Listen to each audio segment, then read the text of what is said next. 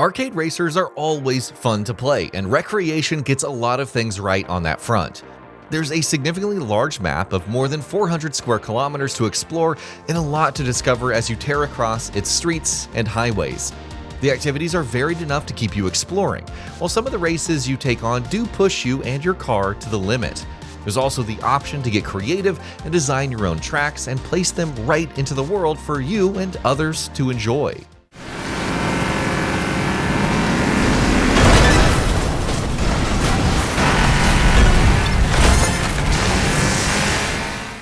But there are also downsides to this entertainer from Three Fields Entertainment as it attempts to recreate the magic of Burnout Paradise.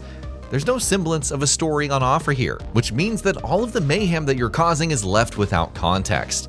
The game's controls and systems can feel obscure until you get the hang of what you're doing in its expansive open world, and there are occasional performance issues that might have been forgivable if they didn't interfere with the results of some very intense racing. But let's not get ahead of ourselves and begin with why this one had me sinking hours into discovering new types of races and hunting down new cars to gain that extra edge when taking said races on. Wreckreation is just fun, plain and simple. Its no-frills approach to getting you started right off the bat might even justify the lack of narrative to frame it all. I found myself quite immersed in its gameplay loop inside of an hour after I booted it up, and spent the better part of a rainy weekend mowing down any opponents who happened to get between me and the license points I needed for my next rank and a potentially new car for me to wreak havoc with.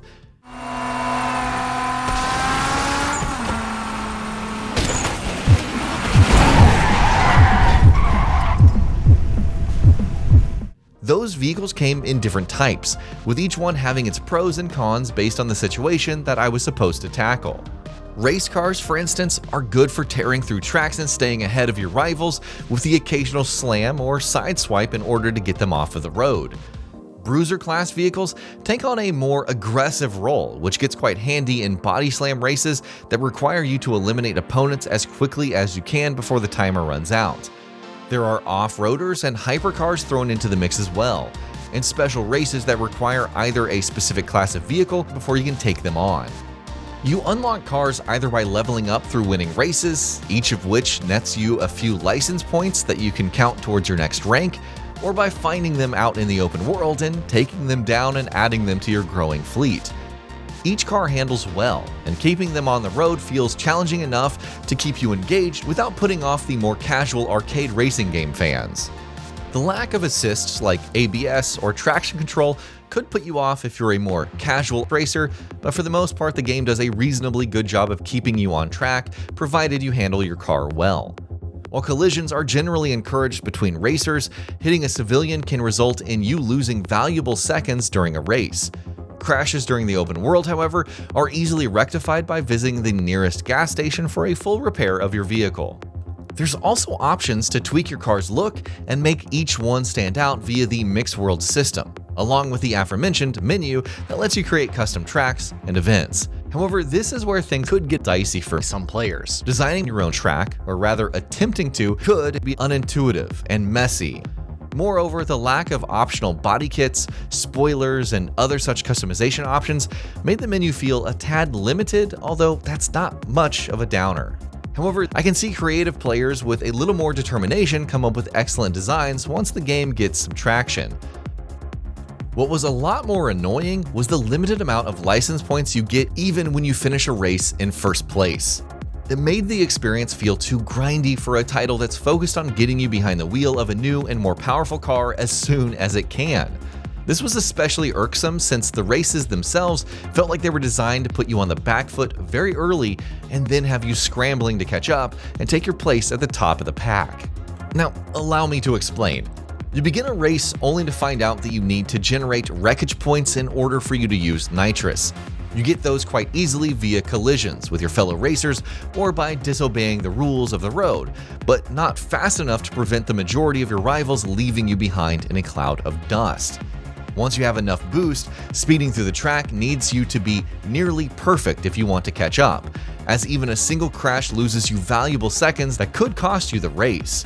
You could always repeat races and attempt to rank better on them for the remaining license points, but that's no excuse for the poor balancing on display. It takes a little getting used to, and you're still going to find that you're left behind too often when the rest of the game makes you feel like the star of the show. I'm not against earning my place at the top of the podium, but I couldn't help but feel like Wreckage wasn't giving me a level playing field to begin with. However, I will say that catching up to my fellow racers and systematically taking them out of the equation was a thrill and a delight, with takedowns being suitably satisfying to pull off and witness. Sadly though, those thrills were marred by occasional performance issues such as stuttering frames that sent me careening off the track, or a few memorable jumps off ramps where the ground beneath me seemingly vanished into thin air and left me falling into the infinite void until the game decided to put me back to the last place of safety, which was inevitably quite a disadvantage. It didn't help that these races were where I had clawed my way to the front of the line. The lack of any options to tweak graphics modes stuck out a little, although the game does run fine on its default settings on the base PS5 aside from those aforementioned issues. Loading times are also quite quick, with the game getting you back into the action quite rapidly anytime that you fast travel. Another issue I had with the game were its collectibles.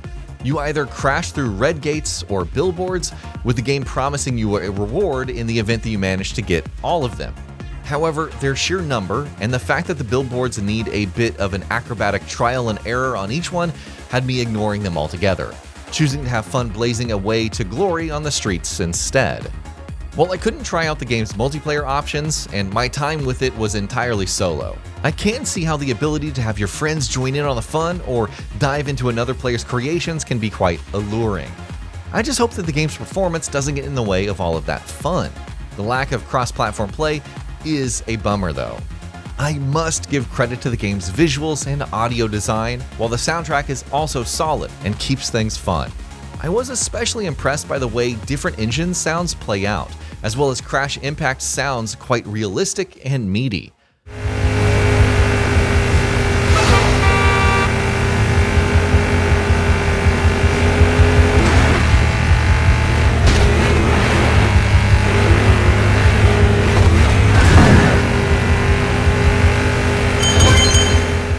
Overall, Wreckreation is a fun game to dive into when you feel like just getting behind the wheel and causing some chaos on the streets.